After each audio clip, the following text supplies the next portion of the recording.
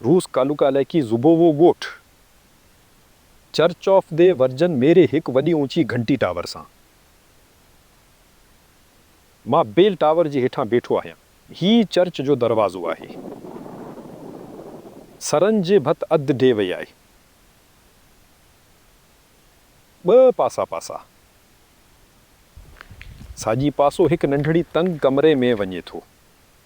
उक सरनि जी छित सां यूटिलिटी रूम वांगुरु लॻे थो।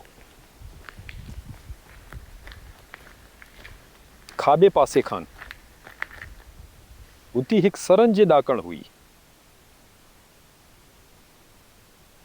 घंटी टावर जे तामीर दौरान ॾाकण ठहियल हुई। उती सबूत आहे। अधु सर भत में आहे, अधु ॾाकण में आहे। उती हिकु ॿियो साॻियो सर आहे। तमामु तंग ॾाकण। उती कुझु बि तब्दील न कयो वियो, सरूं बरक़रार रहियूं।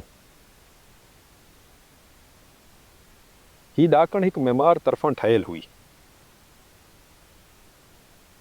हिकिड़ो माण्हू हिकिड़ी तंग ॾाकण सां गॾु घंटी टावर जे ॿिए दर्जे ॾांहुं हलियो वियो, पर मथे का बि छत न आहे ऐं चढ़ण लाइ के बि ॾाका न आहिनि। तामीर जे दौरान ठहियल ॾाकण सिर्फ़ु ॿिए दर्जे ताईं पहुचंदी हुई। मां सरनि जे ॾाकणे ते चढ़े वियसि। घंटी टावर जी दीवार में अंधेरनि जा निशाना, फर्श जी बीम खे ॻंढण लाइ नचस वांगुरु न। ही सूराख़ वाज़े तौर ते बीम ला न आहे। उती बि बेकार आहे। आरे जा काठीअ जा बाके बचियल। उहे हिकु पाईदार छुतला तमामु पतली आहिनि, पण हिकु बेकार सूराख़। हिकु मज़बूत चोरस शुआ अती दाख़िल नथो करे सघिजे। जेतोणीकि सोराख़ तामीर दौरान कयो वियो। भत में काठ जा गोल टकर। उहे बचियल डगा आहिनि।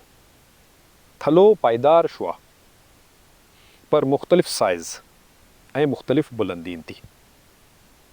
हे कुझु क़िस्म जी ज़िंदगी आहे, न हिकु प्रोजेक्ट। कारड़ बल्ड्रज़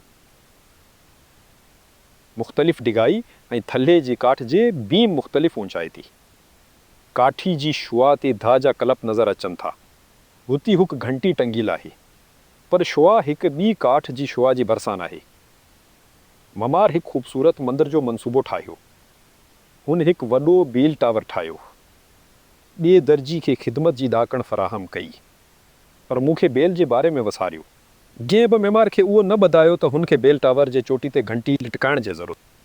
पोइ टड़ियल पखड़ियल माण्हू आया ऐं काठ जे हिकु ख़ौफ़नाक इमारत ठाही।